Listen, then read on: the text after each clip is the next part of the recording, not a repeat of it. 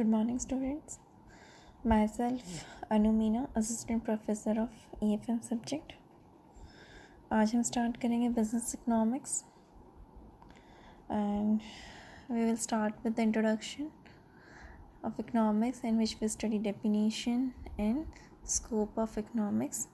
ठीक है, अर्थशास्त्र की इंट्रो देंगे हम लोग, उसकी परिभाषाएं क्या हैं, ठीक है, उसका क्षेत्र क्या है। तो अर्थशास्त्र शब्द की उत्पत्ति क्या दो ग्रीक शब्दों से यानी दो ग्रीक वर्ड से हुई है, ओक्यू तथा नॉर्म्स से। ठीक है, origin of the word economics from two words oikos and norm, जिसका मतलब है मैनेजमेंट ऑफ हाउस होल्ड यानी परिवार का प्रबंध। ठीक है, इनिशियल स्टेज में यानी जब मानव सभ्यता का विकास हो रहा था, ठीक है, तब क्या है, अर्थशास्त्र का संबंध केवल क्या था, परिवारों के कुशल आर्थिक प्रबंध से ही होता था, है ना। Economics is related to only with the household management, और वो यही अध्ययन करती थी कि भाई एक परिवार अपने सीमित साधनों का प्रयोग करके किस प्रकार अपनी आवश्यकताओं को सर्वोत्तम ढंग से पूरा कर सकता है। ठीक है, यानी कि study how a family can fulfil the requirement in the possible way with the limited resources. ठीक है, अर्थशास्त्र का शाब्दिक अर्थ क्या है, धन का शास्त्र, यानी कि धन के अध्ययन के शास्त्र को हम अर्थशास्त्र कहते हैं। लेकिन क्या है, जो मॉडर्न इकोनॉमिक्स थे, it's not that modern economics is not limited only to the allocation of resources but also to their development। कहने का मतलब है कि अर्थशास्त्र का जो आधुनिक रूप था वो क्या केवल संसाधनों के आवंटन तक सीमित नहीं था, ठीक है, उसके साथ साथ ही इनके विकास से संबंधित भी था, और भविष्य में ये कौन सा रूप ग्रहण करेगा ये मतलब किसी को नहीं पता था।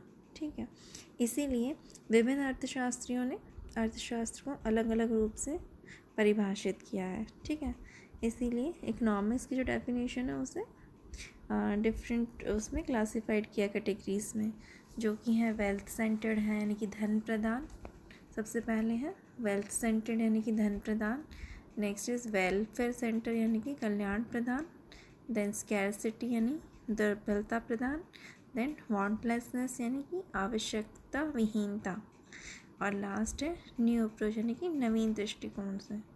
ठीक है,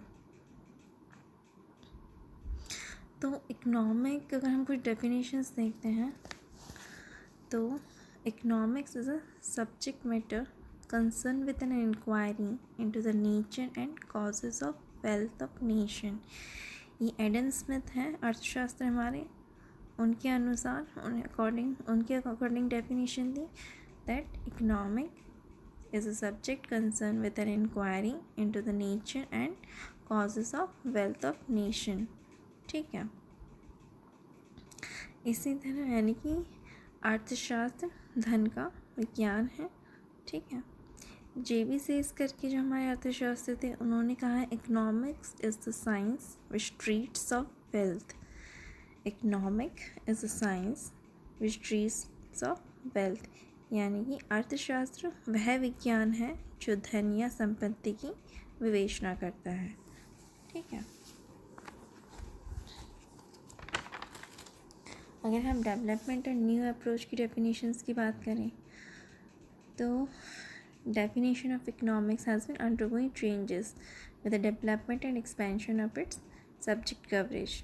कि भाई जो परिभाषा थी अर्थशास्त्र की वो बहुत ही विकास के चेंजेस के साथ, मतलब बदलाव के साथ डेवलप और एक्सपैंड भी हुई।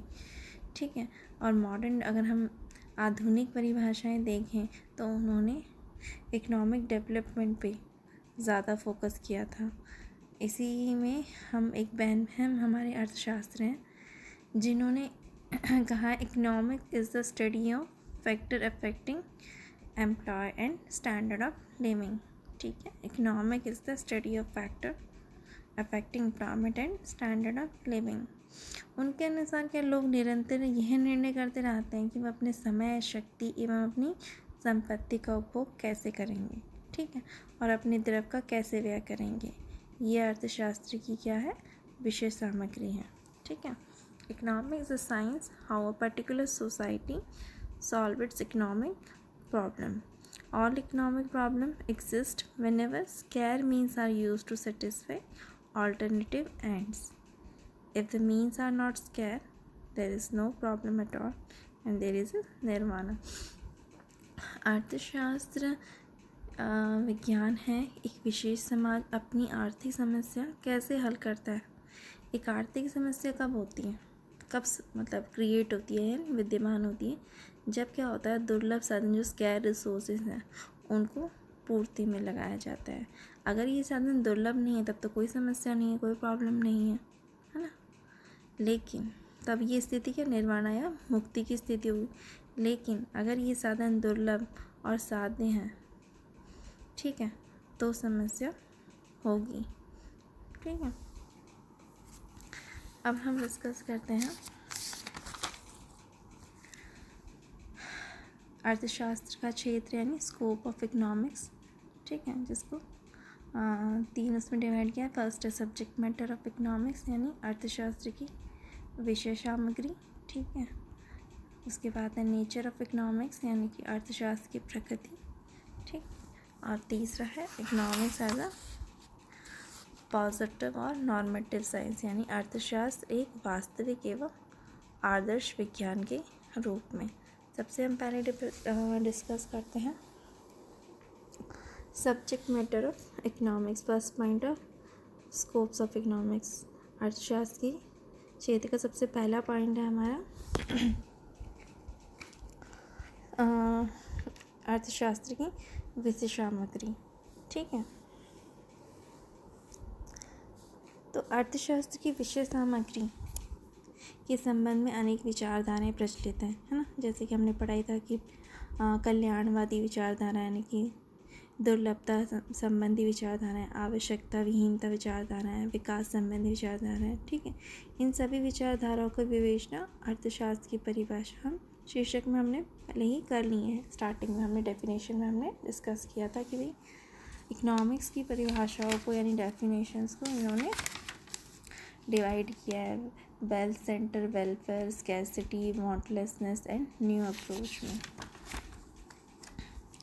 लेकिन अर्थशास्त्र की विशेष सामग्री को निम्नलिखित 5 भागों में बांटा है और उस अकॉर्डिंग ही उन्होंने इसे डिफाइन किया है, जिसमें सबसे पहले है कंजम्पशन यानी कि उपभोग, ठीक है।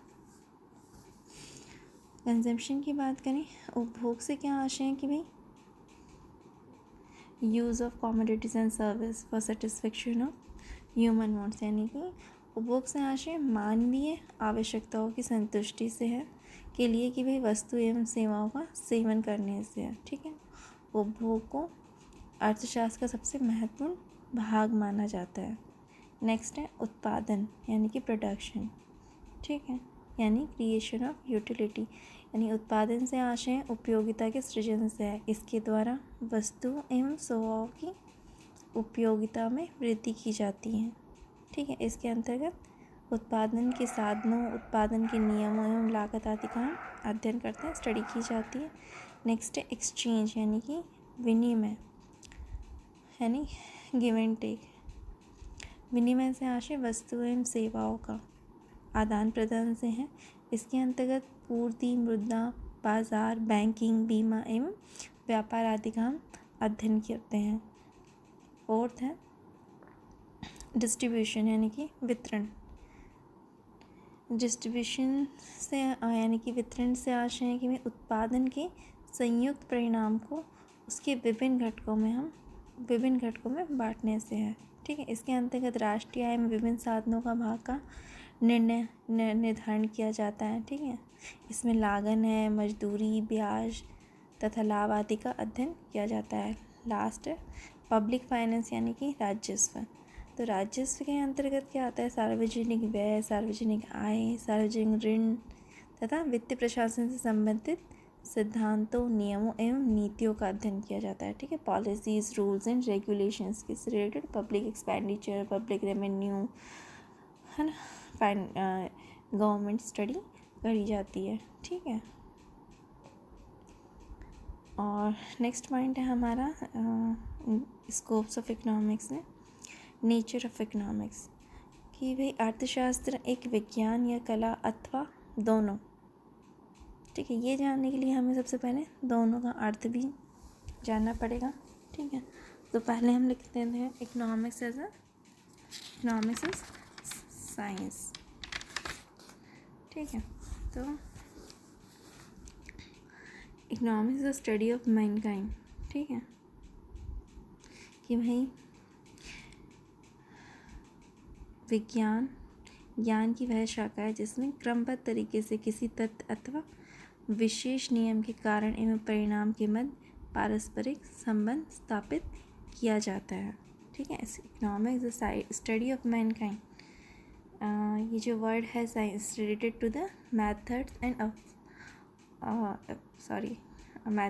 Efforts, whether economics is science और बोथ, है ना। तो साइंस इज सिस्टम। ठीक है, science is systemize body of knowledge which establish relation between cause and effect, यानी विज्ञान एक क्रमबद्ध का संग्रह है जो कारण और परिणाम के बीच में संबंध स्थापित करता है।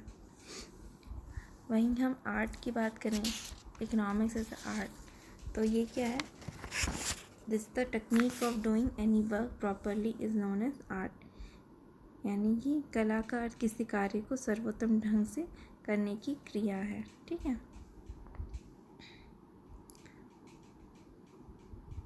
तीसरा पॉइंट हमारा economics as positive and normative science, यानी इकोनॉमिक्स अर्थशास्त्र एक वास्तविक एवं आदर्श विज्ञान के रूप में। तो वास्तविक विज्ञान का अर्थ यानी कि पॉजिटिव साइंस का अर्थ क्या है कि ये वो ब्रांच है, is that branch of science which study only the actual situation and does not provide any suggestions for solving problems. कहने का मतलब है वास्तविक विज्ञान की वह शाखा है जो केवल जो वास्तविक स्थिति है उसका अध्ययन करती है, लेकिन समस्या के समाधान के लिए कोई सुझाव नहीं देती। ठीक है, और नॉर्मेटिव साइंस, तो normative science is that branch of science which related to the policy, decisions and guidelines, study what should be and what should not B.